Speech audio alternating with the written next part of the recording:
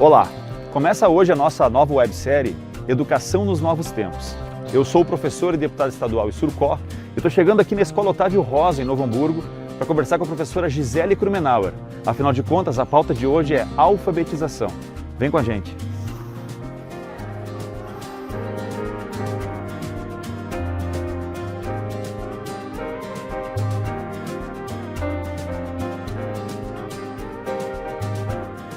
Estou aqui com a professora e alfabetizadora Gisele Krumenauer. A Gisele tem 20 anos de rede pública estadual, concursada, dos quais 12 anos dedicados especificamente à alfabetização. Ela que já esteve em lugares muito especiais, digamos assim, na alfabetização, como por exemplo, assentamento de Sem Terra, em Nova Santa Rita, em Canoas. Ela que é canoense e há 5 anos atua aqui na Escola Otávio Rosa, em Novo Hamburgo, como eu disse, dedicada à alfabetização. Gisele, tudo bem? Tudo bem. Conta pra gente o que te motiva há 12 anos dedicar o teu foco na educação especificamente ao processo de alfabetização. A alfabetização, bem a minha vida, né? O resultado a gente vê ali no dia a dia, diferente de outras séries, né? Que demora um pouco para a criança dar aquela devolutiva da aprendizagem. A alfabetização é diário, ele entra, ele aprende aquele dia, ele já sai contando tudo que ele aprendeu, né? Todo dia ele aprende uma coisa nova e ele devolve isso assim de uma maneira espetacular. Né? E Gisele, apesar dessa característica marcante de uma sala de aula com os cartazes pendurados, caracterizada para a alfabetização, tu deve ter percebido nesses 12 anos muitas mudanças. Muitas mudanças. De comportamento, de acesso às novas tecnologias. Sim. E além do período de pandemia, que está um período mais difícil ainda, e a gente vai destacar depois, o que tu pode perceber, dizer assim, que tu percebeu na mudança do teu estudante? O que ele mudou nesse tempo todo em questão de inserção da tecnologia, no processo de alfabetização e aprendizagem? Eu acho que não só o estudante, mas como também o professor mudou muito, né? Exato. Com o uso das tecnologias e das mídias, né? Para a criança, eu acho que se tornou, em parte, mais fácil, porque a gente passa a usar uma ferramenta que ele já tem domínio, né? Perfeito. Porque ele já ele sabe usar a internet, ele entra em jogos, né? A gente não precisa mais inserir o computador, não, né? Ele já vem com esse processo. E muitas vezes eles nos ensinam, né? A determinadas assim, atividades, determinadas ferramentas ali, eles que nos ensinam, né? Porque eles dominam aquilo ali, é uma linguagem totalmente normal no dia a dia deles, né? Perfeito, diferente de um tempo recente, inclusive, onde a gente é que apresentava o computador. A gente apresentava e custava apresentar, porque teve uma certa resistência, né, por muito tempo, de usar a mídia, né, de usar a informática, assim, no cotidiano escolar, ali no dia a dia da sala de aula mesmo, né? Tanto é que muitas escolas têm aquela sala de informática linda, intacta, né, que não é utilizada, tá lá, né? Perfeito. Tá lá, mas não é usada porque tem sim essa resistência. Perfeito. E para eles é tudo muito comum, né? Tudo muito fácil, tudo muito acessível. E eu acho que a gente fazendo uso dessa ferramenta, não tenho certeza, né, traz para dentro da sala de aula uma maior facilidade, assim, deles aprenderem, né? Porque a gente parte de algo que eles já conhecem. Perfeito. Então a gente usa um conhecimento que eles já trazem, né, para desenvolver a nossa aula. É fato, então, que essas novas mídias, novas tecnologias, ela influencia no processo de alfabetização. Bastante. E ela deve ter uma influência positiva tanto quanto negativa. Tu Sim. pode destacar um exemplo para a gente que tu possa assim recordar do quanto ela pode ser positiva ou quanto pode ser negativa? Positiva é que ele já tem contato com a escrita ali, né, com os símbolos, com os signos desde cedo, né? Com letra, número, tudo, eles entram, acessam, usam ali o código que a gente usa para ler, muitas vezes sem a leitura, né? Mas ele já tem aquela leitura de memória que facilita ali no uso. E negativo, eu acho que o tempo que eles ficam, que eles dedicam para aquilo ali, para essa ferramenta. O tempo excessivo. Por vezes o tempo excessivo. Tu percebe alguma maior facilidade ou dificuldade no desenvolvimento deles a partir desse processo? Um exemplo, talvez o tempo de concentração deles tenha ficado mais reduzido ainda, Sim. né? Nesse momento. Estou sugerindo aqui, estou chutando. Mas o que tu pode dizer, assim, que tu percebe, diagnosticando no processo de aprendizagem? Eles evoluíram? Isso facilitou ou dificultou esse processo para as crianças? Penso que facilitou. Facilitou. Sim.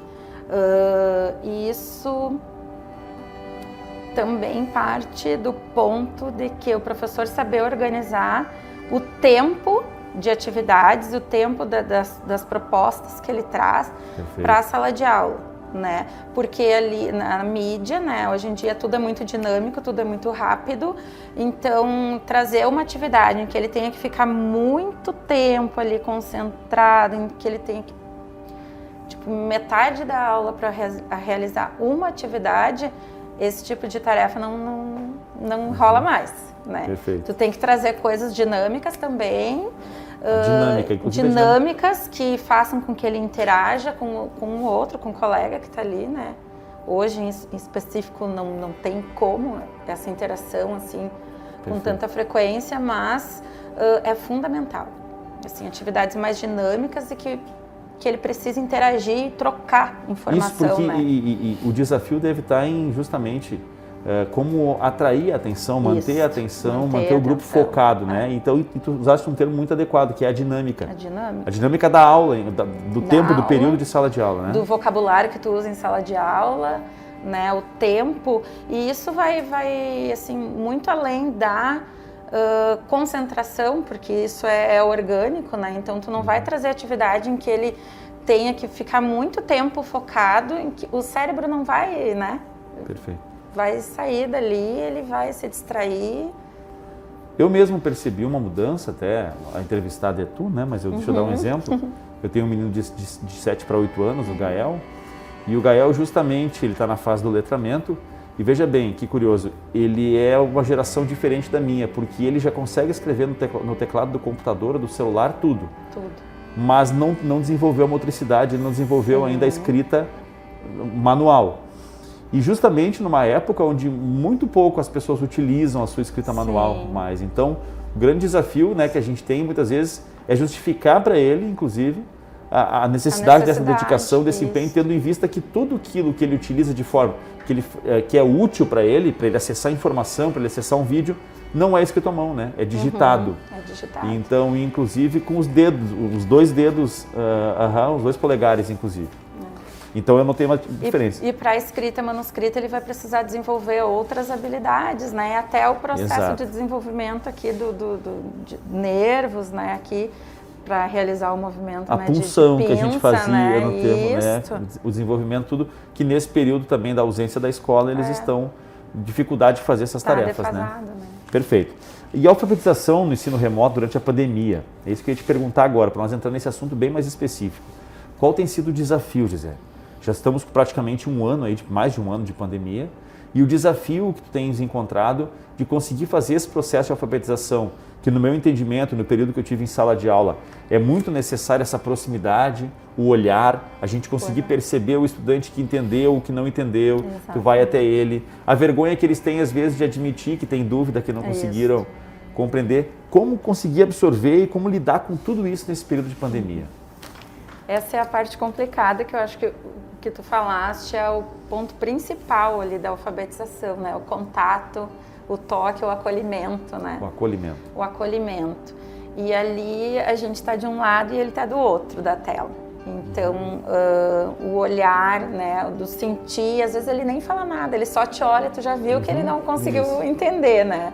Coisa que em sala de aula é muito mais fácil, né? Muito mais fácil, muito Aí a gente vai até ele, acompanha ali o processo. Isso, chega perto, só pelo fato de tu chegar do lado, ele já desperta, né, para uma coisa que ficou assim, sem entendimento na hora.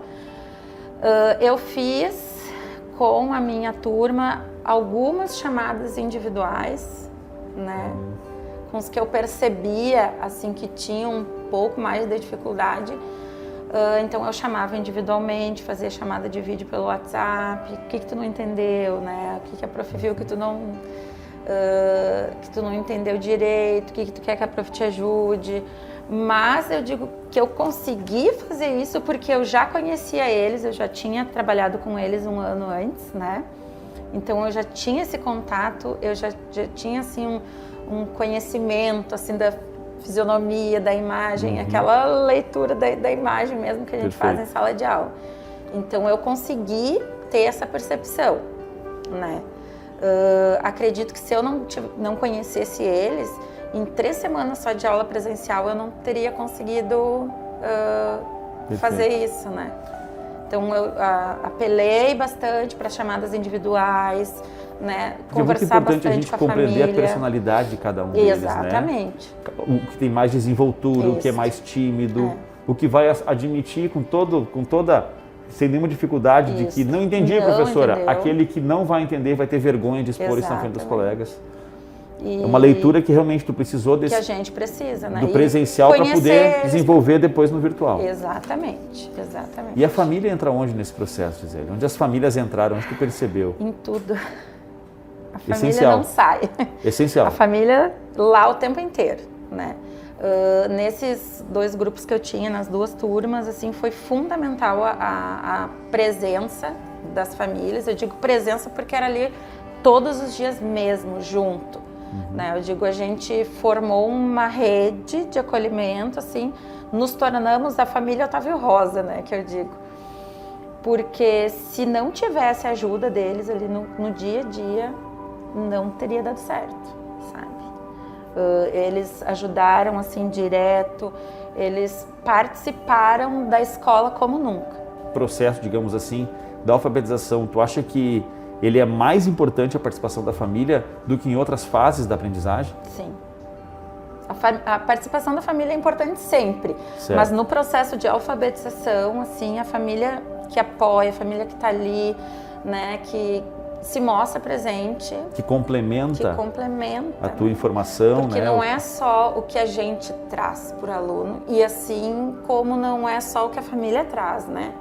Eu digo, família e escola funciona junto. É intrínseco, é uma relação muito próxima. E como é que tu percebeu alguma mudança na saúde mental dos teus estudantes?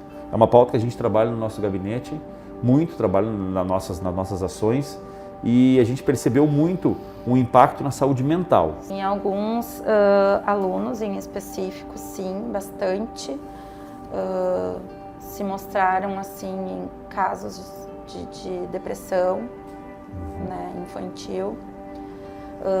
Algumas famílias entraram em contato pedindo ajuda, até auxílio, né, do que poderiam fazer para melhorar a situação. Então aqui na escola a gente tem um grupo de psicólogos que trabalham junto, fazem um trabalho voluntário, né, mas alguns alunos demonstraram bastante dificuldade assim, de estar longe da escola, dos colegas, né, de ter esse contato. Dessa relação, a gente costuma destacar, inclusive, acredito que tu concorde enquanto professora de séries iniciais, o conteúdo, ele é uma parte do processo de aprendizagem, né? Mas a construção social, a relação entre os colegas, a relação de convívio na escola, de respeitar, cumprir o horário, cumprir regramento, a perda tem sido igual ou maior, inclusive, no processo de aprendizagem. Acredito que maior, porque para essa faixa etária, o né? conteúdo, eu sempre digo, né? O conteúdo a gente corre atrás, depois a gente dá um jeito. Né? Mas a socialização, né? Socialização, essa é a palavra. Isso eles não vão ter recuperar, como né? recuperar. Cada dia perdido. Exatamente. Pois é, Gisele, a gente está chegando para o final da nossa conversa e a grande questão toda é nós tirarmos, não temos muito a tirar de positivo desse período, mas nós podemos tirar um legado. Podemos tirar aprendizagens, podemos tirar melhorias e avanços para o futuro. E no teu ponto de vista, como é que será daqui para frente? Com esses novos tempos, que legado vai permanecer da aula virtual, da maneira de reaprender, né, o estudante reaprender a aprender, o professor tem que dar uma aula num outro formato, enfim, se tu acredita que a gente vai tirar algum legado positivo, e qual seria esse? Eu acho que a gente já tirou, né, está tirando, porque voltar a ser como era antes, eu acho que seria até uma perda. A informatização, assim, as mídias sempre estiveram ali, né? E agora, tipo, a gente se obrigou a usar uma coisa que já estava presente dentro da escola há muito tempo e que não era que não foi acolhido como deveria, né? Perfeito. Então, eu acho que a partir de agora só tende a melhorar, né? Porque é um recurso que, nossa, vai facilitar muito, né, o dia a dia da escola. Perfeito. Venha somar, então, daqui para frente. Venha somar. A gente percebeu muito, especialmente na esfera da educação pública, tanto na rede estadual quanto municipal, o abismo que nós tínhamos, e ele ainda é grande, mas o abismo que nós tínhamos entre o acesso à informação, entre o estudante da escola e da condição social A, com o estudante da condição da escola C, D ou D. Digamos assim, olha, da gente subentender muitas vezes no nosso círculo de relações que qualquer casa que vai, a criança tem 2, 3 celulares à disposição, um tablet sobrando, computador e sinal de internet, e a gente percebe que a realidade é muito diferente disso. Sim. E a pandemia veio trazer essa demonstração do abismo que nós tínhamos entre o acesso à informação entre as famílias com mais recursos e menos recursos. Então, muito bem destacou a professora Gisele, a gente tem que trazer isso para o futuro como um legado. Um recado, Gisele, se tu quiseres deixar um recado para as famílias, para os estudantes, para os professores, né, de todo mundo ligado à educação ou pública ou privada, enfim, o teu abraço, tua saudação final, fica à vontade. Eu penso que como conselho, a gente aproveitar cada oportunidade que a gente tem para fazer com que a criança tenha cada vez mais interesse em continuar, né, estudando, em continuar na escola e valorizar a escola que a gente tem, né, porque a gente tende a ver só as coisas negativas que acontecem, né, no nosso cotidiano. E a gente fecha os olhos muitas vezes para muito trabalho, muitas coisas maravilhosas que acontecem, né, nas escolas públicas. Então, acho que a gente valorizar mais o nosso trabalho, né, e mostrar mais o que a gente faz de bom na escola. Muito Parar bem. de se queixar um pouquinho. Como é o exemplo aqui desse teu excelente trabalho que tu fazes, né? Então, vamos transformar essas dificuldades em energia para a gente fazer diferença, né, e aprendizagem. Obrigado, Gisele. Que bom que a gente possa trazer essa informação para as pessoas e que todos juntos possamos nos somar nesse legado de que não vamos recuperar todas as perdas da pandemia, mas podemos tirar daqui muitas coisas positivas para o futuro. No episódio de hoje falamos sobre alfabetização com a professora Gisele Krumenauer. Eu quero agradecer muito à direção, aos pais, professores da Escola Otávio Rosa por essa grande oportunidade, especialmente a diretora Andréa Pereira, por nos abrir as portas da escola e nos dar condições de conhecer esse excelente trabalho. No próximo episódio vamos falar sobre ensino remoto, suas variáveis e suas possibilidades.